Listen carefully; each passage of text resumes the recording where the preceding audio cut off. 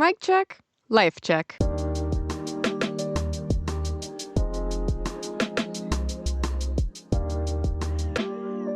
With Haley Jensen. Welcome back to another episode.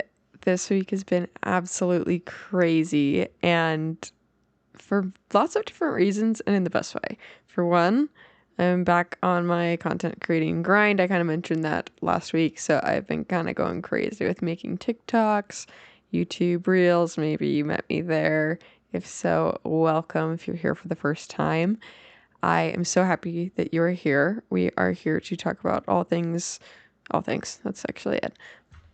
Honestly, I don't know what was going on in the cosmos of this last week, because I swear I say this every week that the week was crazy, but this week was literally insane in the fact that there was so much pop culture things going on every single day. Every single day. At the end of the day, I made a physical note in my notes app what happened that day, because I was like, oh my gosh, so much content for the podcast to talk about.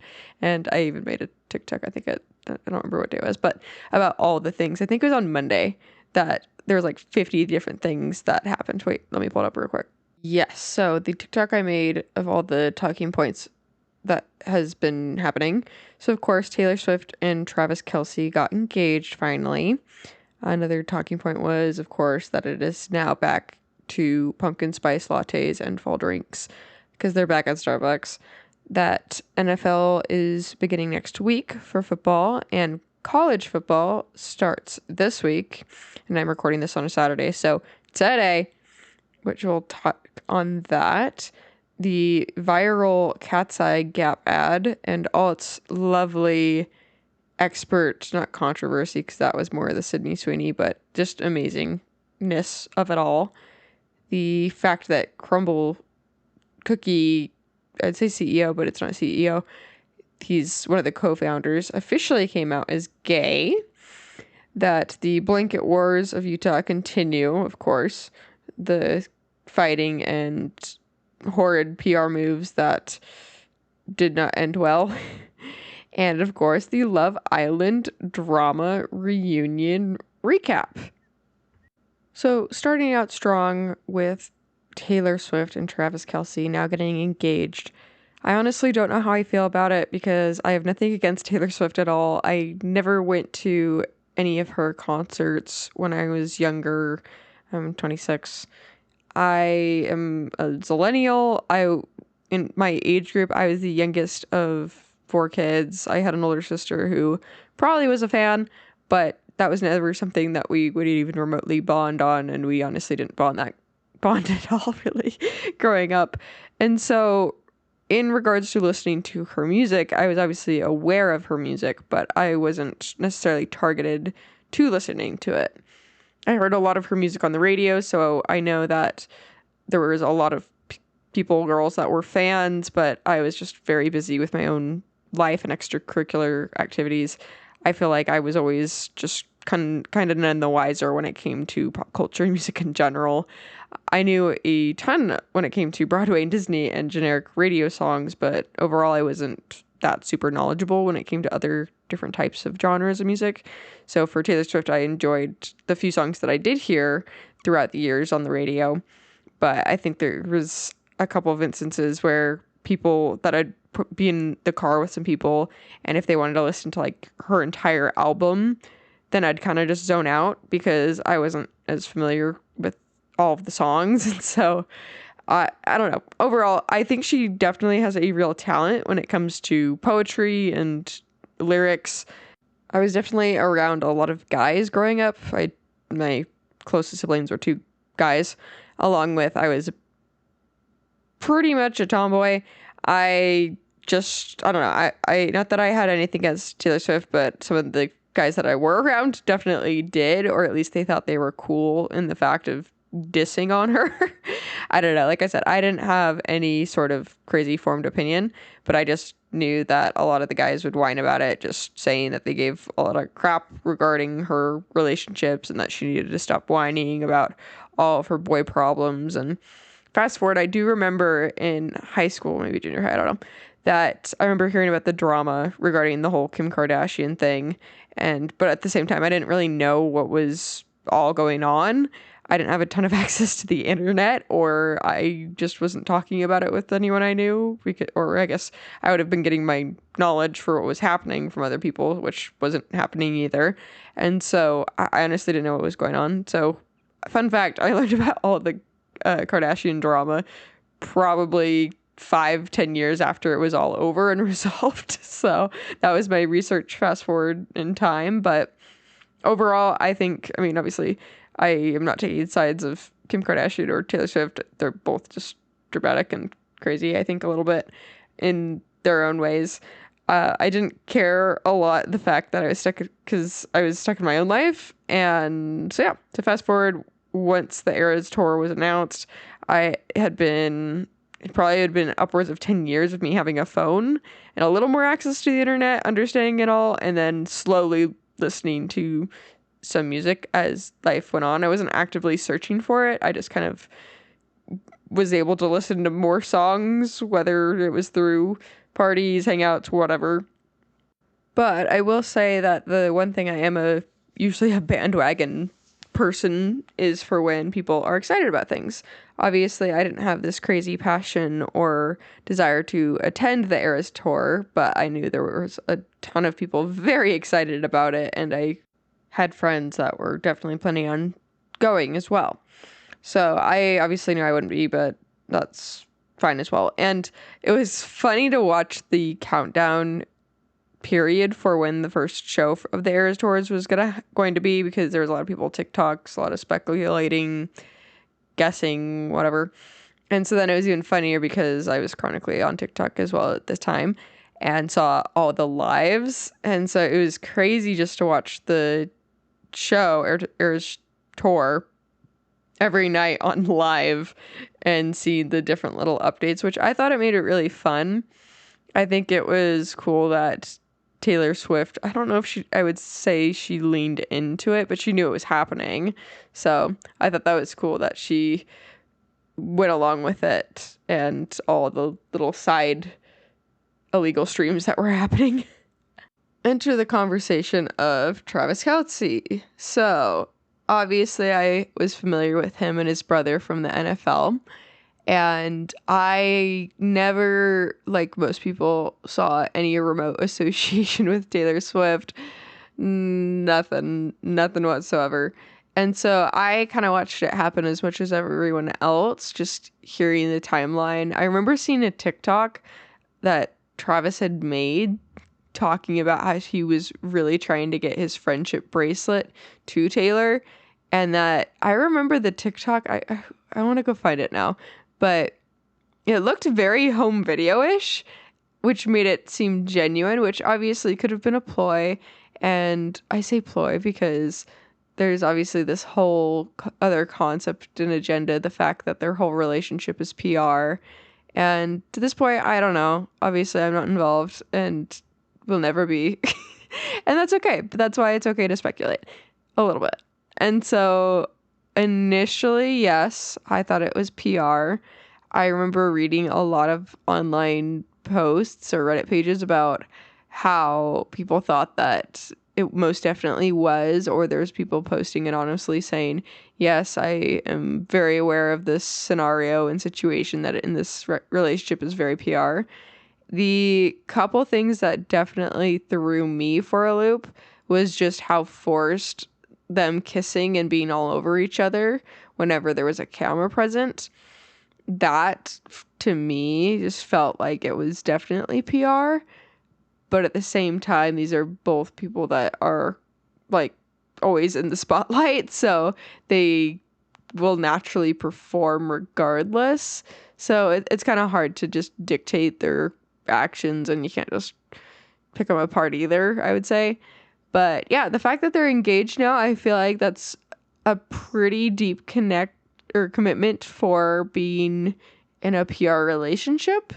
So I feel like to an extent they should be good to go. Do I think they will get married? I don't know. Based on the literal fact that I am not once again involved in this relationship whatsoever and can only see what I can see. And even that is pretty minimal because I'm not looking for it.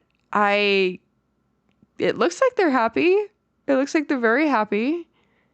I think that it would be really hard to be married to Taylor Swift. I think that she's kind of a mad scientist, probably. However, I think that they are a good match in the fact that they both are stars of their industry. So that would be something that they can bond over, I guess, in a different way. So hopefully it works out for them. I am very happy in my own marriage, so I can only wish the best for them, if assuming all things are true and organic. However, with the pros, I do have to give the cons. The only thing that would make me think that Travis Kelce is not in it to win it seriously, but as marketing and PR, is the fact that I never watched it, but he had the Chasing Kelce TV show, dating show, Bachelor, where he's the star kind of thing. And to me, I remember hearing people that either watched it or were commenting on it, that the girl that he ended up with from that show, for one, supported him at his games for the next year or so. And there was videos of him and her celebrating after the Chiefs had won a game, and the way that she would hug him and kiss him, and he would, and likewise to her, that it just seemed more genuine and in love than anything that we had seen from Taylor Swift and him. So that is something a little bit off for me, along with the fact that he was even just part of that show. And I don't know, I'm not saying it's a sin to crave that sort of attention and spotlight. I feel like they could be very toxic for one another for that reason. But like I said, I don't know. Obviously, I think there's a lot of personality behind closed doors, and then there's a lot of performing up front. So maybe they are two very normal people. I mean, I think all stars are normal to an extent, but yeah, I'm very intrigued how it will all play out. I think that Miss Taylor, either she's impossible to love or a hopeless romantic, or yeah, fill in the blank. And that could be something that she'll be forever committed to, or she'll grow out of it, but I don't think she will, because I think she's so locked in to her own living and breathing demons that she keeps feeding. So whatever works, I guess, for her. The one narrative that I'm very entertained by is just all the Taylor Swift fans, though, because you have people that, of course, are very happy for her and so excited. But then you have the fans that don't want her to get married because they don't want her to quit music because they're concerned about that. But they want her to be happy. But then, depending on if she's happy, then she writes great music, or if she's miserable, she also writes great music. So no matter what, I think you'll get your music fans, but yeah, we'll see how it all turns out. I think it'll be cute, to be honest, because if things work out and let's say she has a baby, I think some of the family music and type of music that will come from those types of unlocked emotions will be very relatable and iconic to that population that she isn't connecting with at this point. And I think that would be something really special. But in that moment of time, I want whatever she's having, because if she can survive mom brain at that point, she can do anything. She could fly if she put her mind to it, because mom brain is a real problem for me, and I'm exhausted 24/7, whether I get 8 hours of sleep or not. I feel like it's probably related to some form of PCOS. I'm gonna try to get it looked at, but we'll see. I'll report back when I know, but I have an appointment next month, so we'll see. But overall, if it does happen to be a PR stunt, I think that's absolutely diabolical. She didn't need to do that. I mean, maybe for him, and she just wanted to be in the spotlight still, but I don't know. I think it'll be really hard, and I think she may lose some fans too if it did happen to be a PR thing, because, come on, you gotta stop tearing up the emotions of your fans. So that will be very interesting if for some reason it plays out like that. So the next topic on our little list of things is very small, but just that pumpkin spice and fall drinks are back at Starbucks and every other drink chain and everything in between. We're starting to see obviously the Halloween and autumn things come back into play, which I'm a fan of. I feel like for me, it's very obnoxious. Let's say June, take out July, August, September months where you're not sure how to do any sort of decor for the house. I like to have minimal decorating, but at the same time, like I can't put anything on my door, like besides maybe like a wreath or something, but it'd be like a springtime looking one, I guess. I don't know, just very generic. So I'm happy for fall and autumn to be back our way. As for pumpkin spice, I'm good having it like a little bit, but I wouldn't say I'm like crazily obsessed. It does throw me into the season vibes when I do have it, of course, like most people, which that's fine, good, great, and dandy. This past couple months, I've recently unlocked drinking chai tea, and I have very much enjoyed that. I remember the first time I got a chai tea it was Beans and Brews, and I remember drinking it, and because I was with my husband at the time, and I was like, oh wow, this kind of tastes like almost like Christmassy. And it was just very spiced. That's why, of course. But that I guess I could cross over to pumpkin spice as well. But I am now a chai tea fan, and I will make one every now and then at home. My biggest life hack of all time is getting the mix, just the concentrate at Walmart, and there's a sugar-free of, let me think what the brand is. Let me find it real quick. Okay, so it's the Oregon Chai sugar-free tea concentrate. And 10 out of 10, best life hack of my life. One, because it has 0 calories, and then you can of course mix it with whatever portion whatever that you want. We have whole milk in our house because of my toddler, and so I'll use the concentrate, and then you're supposed to match pretty much the same liquid, whether you're using water, milk, whatever. I think if you were to use just water, that'd be really gross. So, but for what I do, I just kind of half it, and so I'll do half milk, half water, and that will make it, because especially with whole milk, it's super creamy. So that way, it's just the perfect little kind of mix. So, 10 out of 10. Try it if you have not tried it. You will not go back. I in the past have been on a matcha kick, so now that is thrown into the mix. But in regards to the upcoming Halloween season, I have talked to a couple moms, and they all have already planned out their Halloween costumes, so I feel like I'm very behind. I have an idea for something that my husband and I and my toddler could do. I don't know, I get so invested with things like this. However, in the other hand, I don't have anywhere to go wearing said costume. Like, when you're in college, you can go to the parties, and like, that's great. When you are a mom of a young kid, yes, you can say, hey, take him trick-or-treating. He's very young, and we wouldn't be even giving him any of that candy. Not that we'd give him a piece if he wanted it, but like, he's not old enough to even understand what's going on. And we definitely could, and we might, but it's just not something that's super like reliable that we can do. And then, yeah, we don't really have any parties. I mean, there's local like church parties and trunk or treats, which that's a whole nother thing in the same breath. People are revolting against trunk or treats these days because they say that they ruin Halloween, because the whole concept of trunk or treats, if you're not familiar, is you decorate the back of your car, the trunk of your car, and you make it all, you can theme it or just Halloween or whatever. And you're supposed to go to a parking lot with obviously this organized trunk or treat event, and all the kids walk from car to car.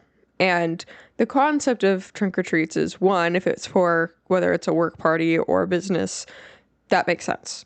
But some are hosted purely out of the concept and idea that they don't want their kids going to random people's houses on Halloween nights. And so the population, I'd say, is 50-50 for people that support trunk or treats versus not, because the problem is when the trunk or treats exist, no one goes on actual Halloween night. And so then you have a bunch of regular parents, families, or even like, let's say, elderly neighbors that are ready to pass out candy, and no one shows up because either A, they went to a trick or treat already and their parents don't want them to go around the neighborhood, which is fine. Or B, maybe they're even going to a trunk or treat that night, on Halloween night. And it kind of ruins the whole concept of what Halloween has stood for and the nostalgia of Halloween. So I'm in a tough spot right now, and I'll be in an even more tough spot because we passed out candy the last 2 years. One, when my kid was like a couple, like probably 10 months old, and then the year prior when I was pregnant. And so we played ball and we did that. And we had a couple people, but it was not a lot. The other thing is that the year that I was pregnant, I remember thinking, I was just like, well, it's kind of tricky because we were just getting kind of out of the years of the pandemic and people just weren't hyped for, and it didn't feel like Halloween in its entirety anyways. So it's been very interesting to see year by year how either it gets more people or less people because you'd think we're getting more people past the pandemic and it's getting back to real life and excitement, but then add trunk or treats and they're getting more popular. And then I feel like the whole concept of Halloween on actual Halloween night will cease to exist. So that's kind of the caveat of the pass off. I'm thinking we'll probably end up doing both. And that's the funny thing is that when I was a kid, our church had trunk or treats forever. They've been around forever. And that was the best part, was that earlier in October on a night or whatever, I think it was usually like a Tuesday or Wednesday night, that the church would do the trunk or treat. And so as a kid, that was fantastic because you got to double up. So you got to do Halloween candy one night, and then on actual Halloween, you got to run around and do that too. Which they still do those things. And so for the kids that are doing both still, great, good for them. But like I said, it's causing controversy because less and less kids on Halloween night are actually going out. And so then you have these parents or individuals that are buying all this candy and then they don't pass out any of it. And so it's really just disheartening for everyone, I would say. But yeah, so as for us, we will probably be passing out candy because that's kind of the whole vibe. And yeah, well, as for our costumes, to be determined if we end up with something significant or not, or if it ends up just being my toddler with whatever we think is cute and throw on his body. Last year we found the cutest little dinosaur costume, and so he was a dinosaur, and then my husband and I just wore khaki, so we looked like tourists or explorers or raptor handlers or something like that, because he was like a raptor. So 10 out of 10. All right, so a little more interesting fun things of the NFL beginning this week, and college football started on Saturday, and so that was a snooze fest, to say the least. The game Texas versus Ohio State, there was barely any points on the board, and so it ended up being Texas 7, Ohio 1 with 14, and yeah, I think it will get, I mean, they obviously were both very good teams, and just not crazy when it came to watchability. So overall, like I said before, I am more of a NFL fan versus college football. Maybe that will change this season, to be determined. However, I am very excited for the first game for the NFL, which is Cowboys versus Eagles. I think it's going to be a great game. I feel like a lot of people are going to be tuning in. We've all been very much just desperate for some good old-fashioned NFL autumn vibes football. 10 out of 10, can't go wrong. However, I am a Bengals fan, so I do have to wait for a week for next Sunday for when they play their first games against the Browns. So hoping obviously that should be a pretty easy win, but we'll see. You never know. So of course the Katseye and Gap ad went absolutely viral, and I am such a fan of how the world is becoming to be more and more fans of cinematic dance routine videos, choreography, just all of it. I feel like the first memory I have of the world just really interrupting, just, I don't know. I feel like it's never been a trend to be a fan of musical theater or dancing choreography. I feel like one of my first memories I mean, I'm thinking of even like La La Land when that movie came out, that everyone was so obsessed with it. I remember people just like, oh my gosh, have you seen La La Land? And that was like the talk of the town. And for the movie for what it is, that's surprising. So even just non-musical theater music lovers were going to see the movie. And then it was The Greatest Showman and stuff like that. And now it's Wicked, right? You just have all walks of life seeing it and appreciating it. And of course Ariana Grande is in it, and that's a very more familiar name, I would say, regarding pop culture and her music and everything in between, to get people even in the door to see the movie. And I mean, for one, I remember when I saw the movie and it was absolutely excellent, everything cinematically. And I took my husband, and he was of the more crowd. Like, he has begun to start to enjoy musicals and watching them and seeing them obviously live in person as well. And he was very impressed with the movie as well. I'm so excited for the next one that's coming up very soon here.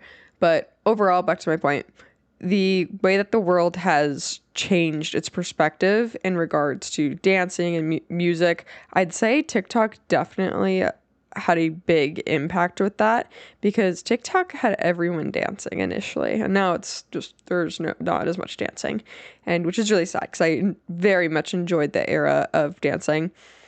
I danced growing up. I never TikTok dancing and trained actual choreography dancing is so different. And so I remember when everyone was dancing on TikTok and I was encouraged to, and I'm like, that's not the kind of dancing I know how to do. And so I feel like I'd be more inclined to do it these days, but now no one's dancing, so it makes me sad. And I feel like I mentioned before, I'm on my TikTok grind, which I would be more inclined to do it now, but at the same time, maybe not, because I got the whole mom bod fighting for my life. And yeah, so maybe one day, we'll see.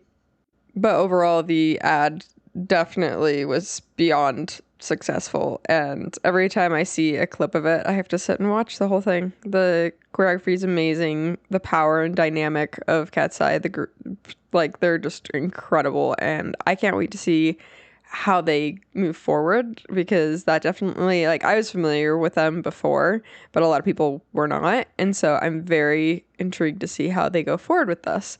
And obviously this whole ad was a clapback to the whole initial Sydney Sweeney controversy with her jeans ad. And obviously, if you're not familiar, quick recap, just that she put this very sultry vibe on this jeans ad, and just saying that she has great jeans, and it was very sexual and seductive, and it just was not playing right to the audience. She's very for the male gaze, and it's for women's jeans. How is that working for you, selling those and promoting those? It was just weird. Anyway, and then there was even more layers into it, because people were claiming that she was implying that the genes of genetics of blue eyes and blonde hair created a whole Nazi symbolism, and there was just layer upon layer of how awful this ad was. And the really funny thing that I just keep running into with Sydney Sweeney and all of the comments, because I mean, even just barely, I read a TikTok saying that she's dating Scooter Braun, which, back to Taylor Swift, but Scooter Braun I think it said he's 44 and she's 26. One, age gap. But at the same time, one of the comments I read was, okay, so Cassie from Euphoria wasn't just a character, implying, and I'm not saying this, but this is basically implying that Sydney Sweeney's a slut, and that she is sleeping her way to the top, slash just not thinking with her brain at all, and she's using her assets, pun on ass, and boobs, that just using those to prove herself as a person, as a character, and nothing else in between, not for her work ethic. And the thing that surprises me the most is that I remember when she was either doing ads for the Broncos or whatever, that she's working on restoring old cars, and yeah. Anyway, at that point in time, all these guys were saying a different kind of song. You're like, yeah, she's hot and cute, but like that, she's cool. Like, look at her work on these old cars. But then she reverted back to this whole lusty, using that to her advantage rather than any like intelligence or just anything remotely impressive other than of the flesh. And the funniest thing is I've seen countless TikToks of people posing in front of the Sydney Sweeney's ad in front of it's Abercrombie, right? I think. Let me double check. So sorry. It was American Eagle. Sorry, Abercrombie. I obviously am not a crazy shopping girly. They all kind of blend in my own brain. Anyway, so people have posed in front of the American Eagle ad, and then they're like, ew, and then they go over to the Gap one with Katseye dancing in the windows of the store, and then they're like, oh yeah, we love this one, like kind of thing. And I think it's just so funny that just because of TikTok and the internet, how freely people speak about what they think. And here's the thing. I minorly feel bad for probably all, because I know she did get a lot of hate for it, Sydney Sweeney. But at the same time, it's just like she keeps signing herself up to do stuff like this. Like, she has the ability to, I know there's contracts that's signed and everything, but like she's part of the creative process, and like she could speak up if she thought it was an issue, but instead she very aggressively plays into it. And so I don't know. I think it's what it is, you know? But in regards to Gap's cinematic Cat's Eye video, I kind of went down a rabbit hole the other day because I apparently missed that there has been actually multiple Dance Gap ads, including one with Troye Sivan, which I did end up watching, which a lot of people say in their eyes and perspective is better than the Cat's Eye. I think they're both amazing can't say that word today. Choreographed dance routines, and they both have their strengths, you know? And so I very much enjoyed both. And I think that they should definitely keep with the choreography vibes because it's definitely working for them. Moving forward, our next topic is the Crumbl cookie founder, Sawyer Hemsley, coming out officially as gay, which I think that this whole scenario is hilarious because I've seen his TikTok videos over the years, and him doing dances and whatever, pretty feminine looking flamboyantly as a dancer. And so the natural assumption that he probably was gay. However, of course, and it never is or was my place or anyone's place to proclaim that for him, which is fine. Like, you can speculate all you want, but I just say keep it quiet about it. Like, you don't need to gossip and create that as a narrative for him. But yeah, I naturally thought he was gay, but yeah, I wouldn't want anyone to do that for myself. So of course, why did some guy on TikTok decide to make that narrative? I don't know. He ended up going pretty viral. I forgot what his name is, but I mean, he was known as an influencer on TikTok already, so whatever. Anyway, but yeah, I think it was pretty interesting that he decided to do that. I know I've spoken on the guy being gay before, which is fine. I'm not making it necessarily his problem or anyone's problem. I mean, I could be gay, you know, like anyone could be gay, whatever. As far as I know, I'm pretty straight and happily married. I mean, there's been a couple instances where, I don't know, everyone's a little gay, right? If you see a gorgeous woman, be like, oh yeah, for me, you know, maybe, I don't know. See, I don't even sound remotely convincing, but there you go. Anyway, continuing on. But yeah, it all started, of course, about a week or so ago when the guy had made the video saying that, no, honey, that man is gay. And so it spiraled, and then a bunch of people were making videos about it. And I think the only reason why that this had so much light shone upon it was because there, of course, have been lots of main characters and influencers and business owners that could be identified in whatever way you want, but I think it's just because there's so many eyes on Crumbl cookies all the time. And I think saying that I live in Utah and that I live next to pretty much the corporate building, that it's very rare that I don't pass at least 3 different Crumbl buildings day to day. But for me, they're too sugary. I'm not a crazy fan of them. But anyway, for Mr. Sawyer himself, I do feel bad because this video basically was complaining that he was gay and that he just wouldn't come out and admit it. And I think that's just such a dumb talking point in general. But this past Monday, Sawyer did officially put out a statement coming out officially. And obviously within his statement, he was just saying that he felt that this was definitely flung upon him, that it was not on his terms, but that he is genuinely happy. So that's good. I mean, I'm glad he feels that way.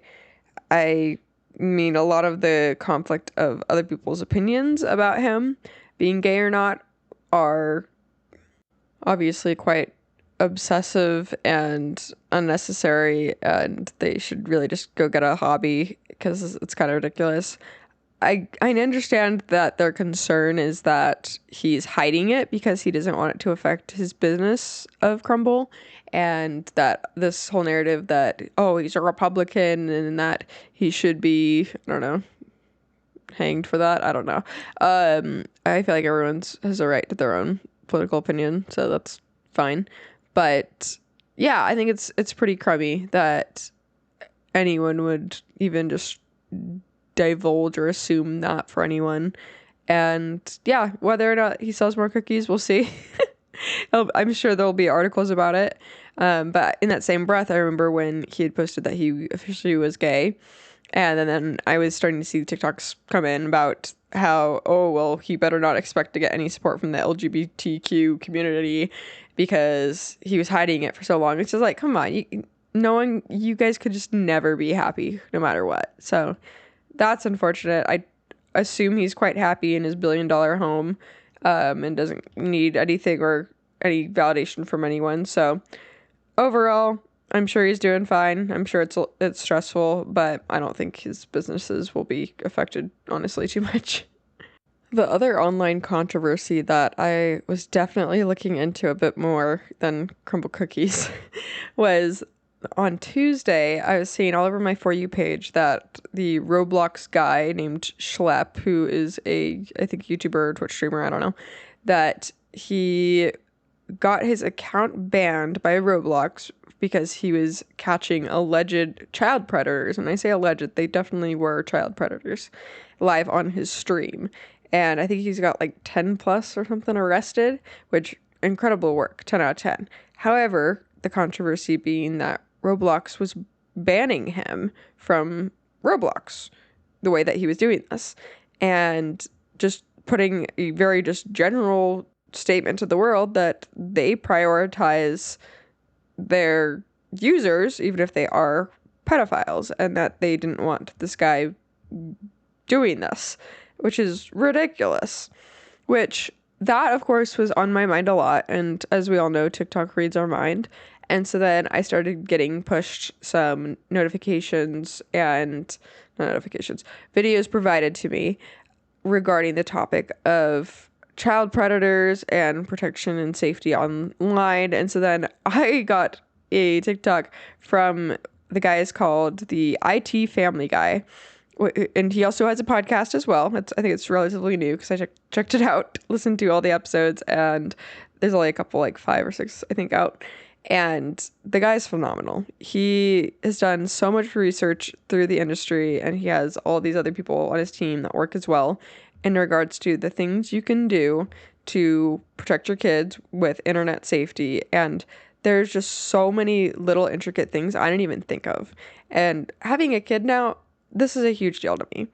I made my own stupid decisions growing up in spite of my parents. Like, I grew up with obviously the dawn of the internet, and so the things that were scary back then, they're not even remotely as bad as they are now.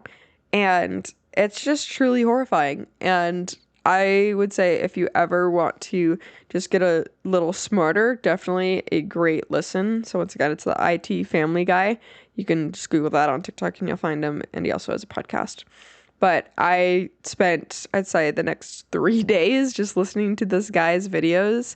And he has all these experts and cops on of like the luring tactics and just all the ways that these either pedophiles or hackers will get you.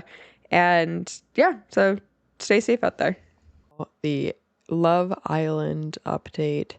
We have waited, it feels like months, years, for the Love Island reunion.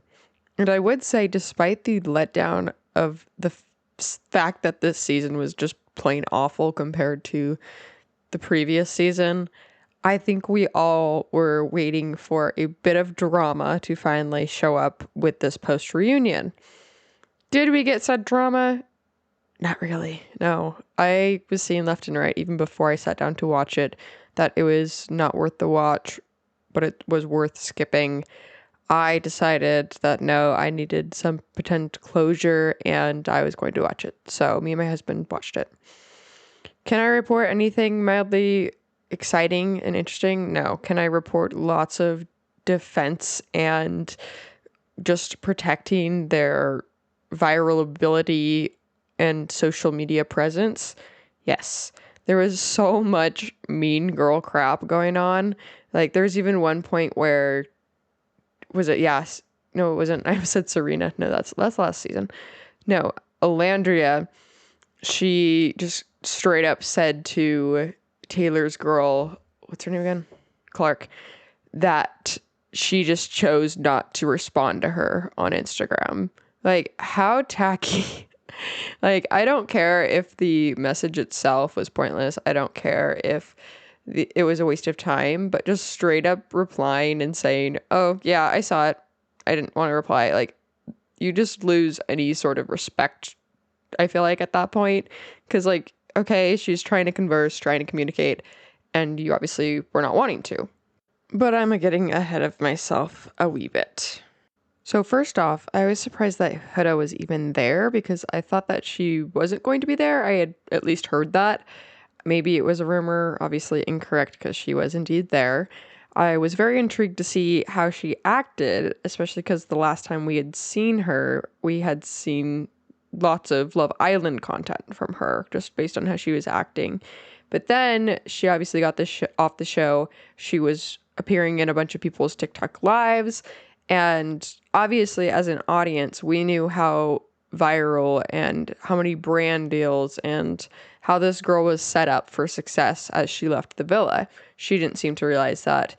But obviously, in that last finale episode, there was a couple indicators telling, I guess, the viewers that she kind of knew little things that were going on, like the Mamacita thing, because she had referenced it in the finale, and like her dance that she did, like initially with the opener, but then she did it during the finale when they were dancing. So it's just like little tiny things indicating that she kind of knew that she was having a lot of success.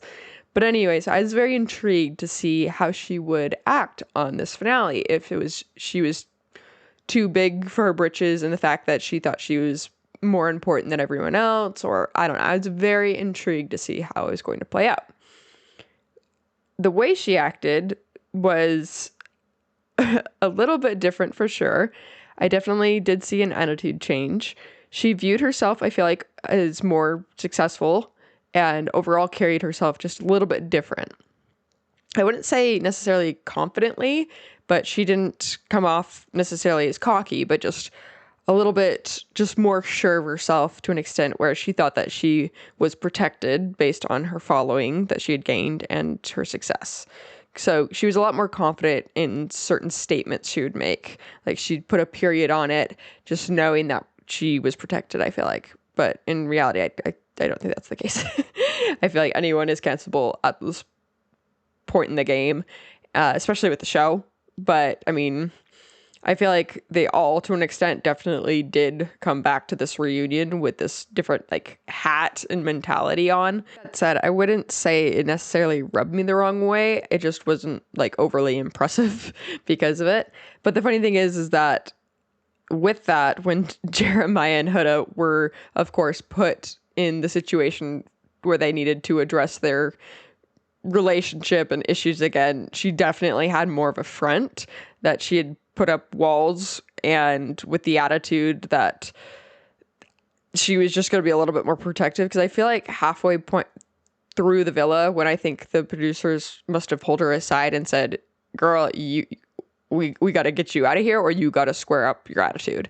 And because we all noticed there was a huge change in her personality. Like she wasn't crashing out, she was breathing and listening. And so I feel like it was funny to readdress the Jeremiah situation when she had gone through that, But then now she had this personality of, oh, I have all this following. So I feel like she was probably a little more confident with her controversy with, gosh, what's his name? Jeremiah.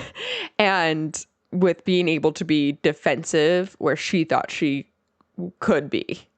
And of course, they all still have beef and they'll always have issues. But watching it all back, I was very surprised to see them act the way they did, especially because the way that they all separately went on different podcasts and told a different story and acted a little more confident in that they were right. And the problem is, and I do not have guests, and maybe one day, highly doubt it, but we'll see. As a podcast interviewer, I could, obviously you're there to gas up your guest pretty much, like support them. Oh yeah, you were so right. Like you can totally ask the hard questions and get the answers to them, but 9 out of 10 times you want your guest to be there. So like the prime example of this is Huda going on Call Her Daddy. And I remember seeing a lot of comments after the podcast episode had come out that people were like, oh my gosh, like, okay, yeah, we're protecting Huda, but like, why are we protecting Huda? And she was playing a lot of victim and not a lot of accountability. And that's what I've just continued to see from her. But regardless, the point being is all of these, I'd say, characters, people, went on their separate podcasts, seeing themselves as, oh, I'm number one, because that's how it feels, I would imagine, being on I haven't been, so I guess I can't tell you that. But being on a podcast as the star guest, yeah, you're going to feel special and that everything you do is great and that you did it perfectly. And so it's funny to throw all these people back in the same room after they've all been on different podcasts going through that mentality and them basically say, happy to stand on business. And as Amaya says, on all 10 toes.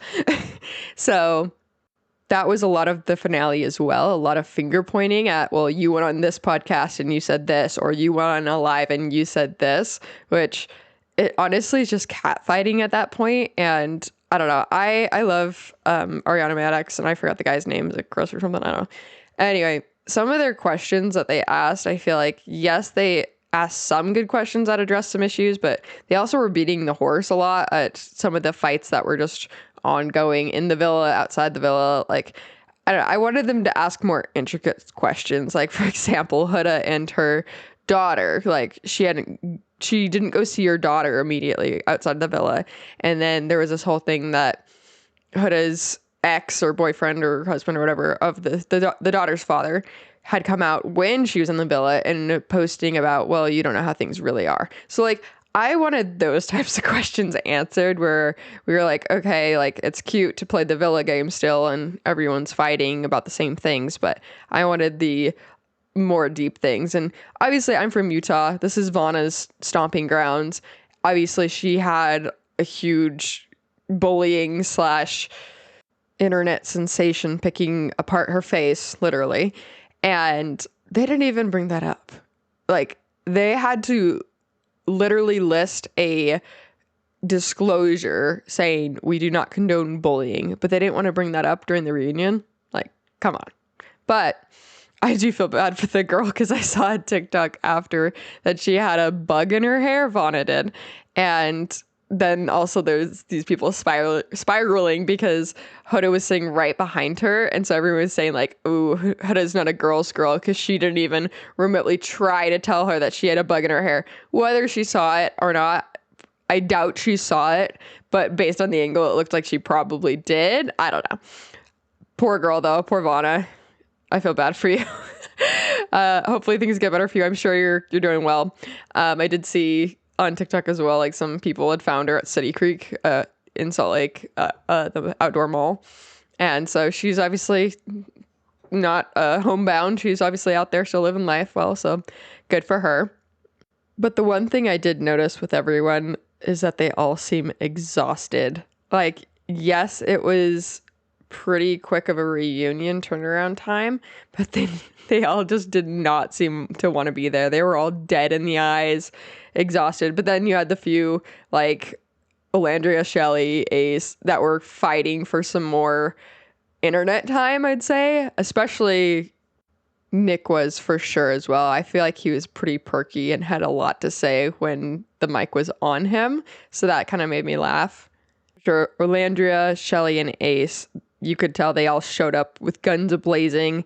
They obviously all had issues with one another, with how they addressed their podcast appearances, and that they were just kind of blowing apologies half-heartedly at each other, which is just kind of pointless in my opinion, but they wanted to make themselves look like they were good. But the one part of the reunion that was pretty interesting to me, I'd say, was the whole concept of Iris versus Hannah versus Pepe versus TJ. Very messy, of course, but oh yeah, and then Charlie as well, being included in that. But I would say that I thought that TJ was so cute at the reunion. Like, he was trying his best. I think he dressed up and was being there to be there, like definitely trying hard and to protect his peace a little bit. And was overall just very respectful. And in my opinion, I actually thought he looked cuter than Pepe, but that's just my very personal opinion. I know that that's not probably the large majorities, but I think it was just obviously the vibes he was giving off as well. But hearing just the news and stories regarding that Pepe cheated on Iris, and that now, as I record this, they are very much officially broken up. It just makes a man less attractive, just knowing that as well. And based on what we'd seen, based on all their reactions, that it was to be expected, because they're all very busy and they're all players in love in the scheme of things. And I don't know, I felt bad because Charlie and TJ, they seemed a little more genuine with wanting that love and romance, and with Hannah, because Hannah she was in a very interesting mind frame, because she obviously wanted closure. She felt definitely that she was attacked, which I would agree with that from what we all saw from the reunion and even before the reunion. But I think it was the funniest thing that Hannah said that she was being torn apart, because they showed the unseen footage of the voting process for Hannah, and that they all agreed that Hannah had to go. And so then she basically just said that she was being ripped to shreds, which I don't know if she actually said that. That was in my notes, but I feel like very bad for her, because yeah, she was being very much attacked. But then the thing that was the most impressive to me was how mature she was in that very moment. Like, that is a lot to take in as an adult, as a girl, whatever. Because then she was crying, and then she literally picked herself back up, and you could hear her kind of whispering and talking to herself and saying, compose yourself, like, and she did. And that was so impressive. And like, when you're already crying, that's nearly impossible for me, especially. I'm so much more emotional now as a mom. Like, I would never cry at like emotional parts in movies, and now like I'm a tear jerked immediately on like even a commercial. So anyway, obviously off topic, but I was very impressed by the way that she kind of just dusted herself off and went immediately back into the conversation. And then, get this, she proceeds to say that she loves and respects everyone and the experience, and that she doesn't hold anything against anyone and whatever. And I just would say that even though she seems crazy and immature, that she is one of the more mature people based on that reaction alone. Like, and it felt genuine too. Like, there was a lot of acting, of course, in this reunion. But I feel like she was very mature, and I respect the crap out of that. So yeah, the next part was Ace and Shelley, and oh my gosh, their story will never not be written straight. Like, but even the host, Ariana, she asked and was asking for clarification regarding the timeline for when Ace and Shelley actually met. That was super messy, and even though that they very much proclaimed that they had met outside the club or whatever years prior to that, very briefly, and they just tried to glaze it over. But then I think it was Ariana brought up the fact that the whole internet was poking at the fact that Ace had liked photos from even years prior to that. And so then they just kept just glazing over it, and like, oh yeah, well, you never know, like, oh, he probably liked my old photos, because yeah, he was like, oh yeah, I like a lot of stuff, blah, blah, blah, blah. Like, it's so messy. And there was a part, I think I even touched on it on a previous podcast, where Ariana was like, well, or not, maybe it was Ariana, but the guy host was like, that's insane, like to try to pretend this narrative that they got on the show together out of thousands of people, blah, blah, blah, blah. Whether or not that was alluding to the fact that that's actually what in did fact happen, I don't know.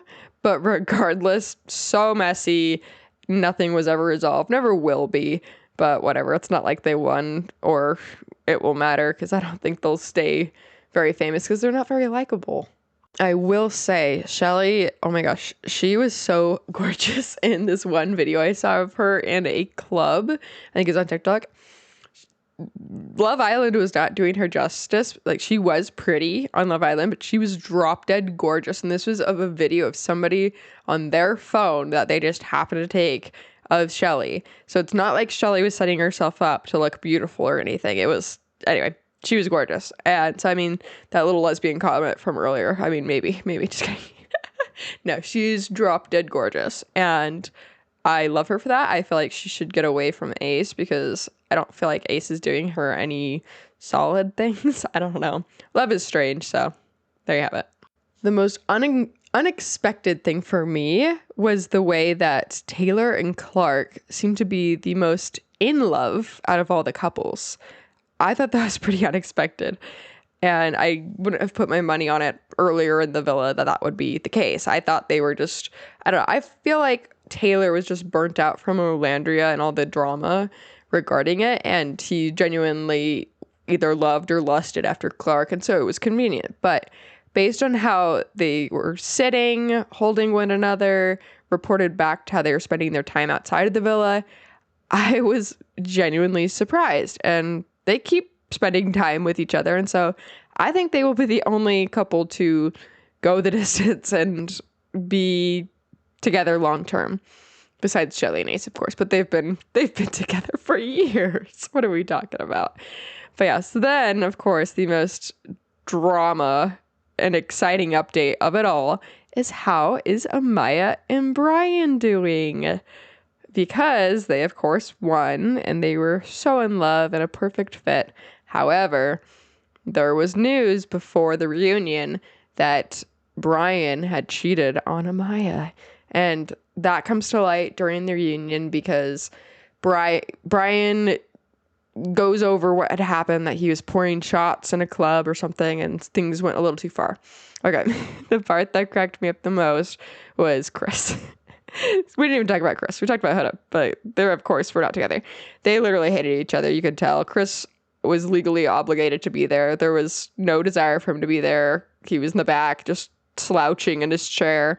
But this part comes up, and because Chris and Brian are apparently buddies, Ariana asks Chris and says, hey, you were there. What happened? And he immediately says probably the worst answer. He would get caught so quickly in any relationship for cheating, because he simply says, oh, well, I respect my man. Whatever happens, like he said, happen. Like, that's not even saying that you saw what happened. You're just saying, no, whatever my guy said, he's honest. Duh. So that was funny. Anyway, yeah, but he was put in the spotlight, and whether to confirm whether he thought the allegation was true, and which was just funny because, yeah, I stand with my boy. That's what he said. I'm just reading my notes here. And yeah, so that was a little obvious, even if it was true or not. But so Brian basically said, I probably let things happen, or things go a little too far than they should have. But then Amaya was holding on to him and saying, oh, well, if something happened, then I wouldn't be with him. But because we're good and things are good, I'm holding his hand, and we're together and we're happy. So very confidently so. And I will say, out of everyone, Amaya, I wouldn't say she naturally had the most personality switch, but she definitely had a confidence, and that she had a little bit of PR training, I would say, with just how she was standing on business, standing on all 10 toes, as she would say. But of course, her cute little special words, she would say, were still prevalent, and her opportunity that she had with winning. Sorry, I was trying. Anyway, they're trying to still be the king and queens of Love Island, of course. And of course, though, that does not happen very long because they are also officially now broken up. Boo hoo hoo. Who would have guessed? Probably every single one of us. So, of course, the other very significant talking point was whether Sierra would be at the reunion or not. No, she was not at the reunion, but Nick had a lot to say. It was very funny the way that it was even addressed. But yeah, how hard Nick was anti-Sierra when he was given the opportunity to speak on it, and that he basically painted her as a mega wannabe influencer, which I'm not disagreeing because I definitely have seen her TikTok videos and what she's kind of put out there on her Instagram and stories and whatnot. But he was very aggressive about it, especially for someone that was potentially in love early in the season with her. And to quote, I think Nick is just one of the biggest players of the game, just as much as Sierra. And so I think that he's just overcorrecting with trying to get any association with her out of the narrative because he doesn't want that for his legacy going forward. And I found that very interesting. And what I found even more interesting is how Sierra reacts. I don't go out looking for these people on any of their platforms. If it just comes across my TikTok page or I get some form of news regarding it, that's just kind of how it goes. So I know not all of my updates here with who's broken up and whatnot may be up to pace because I've just been kind of seeing things as they've come out. But definitely the Iris and Pepe, that they were broken up, they're definitely broken up. They were very, very cold towards one another at the reunion, and that was right off the bat. Like, anyone with eyeballs could see that when they introduced them, that they did have to sit next to each other. But yeah, Iris just seemed very rigid. But I did think it was really cute how much Iris is a girl's girl, and through all of the controversy with her and Hannah and their love triangle quad isosceles, I don't know, and her little pout that she just always has, it was still going strong during the reunion, and even more noticeable because of all the talk and discussion regarding the pout, or not the pout itself, but the reaction to the Hannah getting kind of bullied in the situation. She's still a girl's girl, and the fact that they had crossover with their men. Okay, and then Austin, he is so funny. He was just so over it all. And I don't remember what his girl's name is, but I felt so bad for her because she did reach out when trying to post Villa to Austin to communicate how their relationship would look going forward. And she had messaged him, this was made known during the reunion, that, hey, if you want to go sleep with other girls, that's fine, just let me know. And apparently he did go, in fact, do that, but did not let her know. And it kind of made her look like a fool. So I think obviously she could do a lot better. I think Austin is just hilarious in all of his reactions. Like, there was a point where even Ariana was like, hey, Earth to Austin, because he was completely zoning out, and it was hilarious. But yeah, just like Chris, I feel like he was just legally obligated to be there, and he's just so uncomfortable and awkward 9 out of 10 times, and just making these weird half-hearted jokes. I don't know. But yeah, besides him and Chris, but I mean, they're just legally there. And then the other girl, Adriana, so I felt bad for her because I feel like she got a bad, not necessarily edit, but just journey in general. They kind of went over her stuff, but she just didn't have a lot of great interactions, and she's just kind of thrown into the narrative. I feel like she would have done a lot better if she was an original cast member than a lot of them. So I kind of feel bad for her, but I'm sure she has good things going for her because I remember hearing that she has these NBA players and whatever in her DMs, and if that's what makes her happy, then good for her.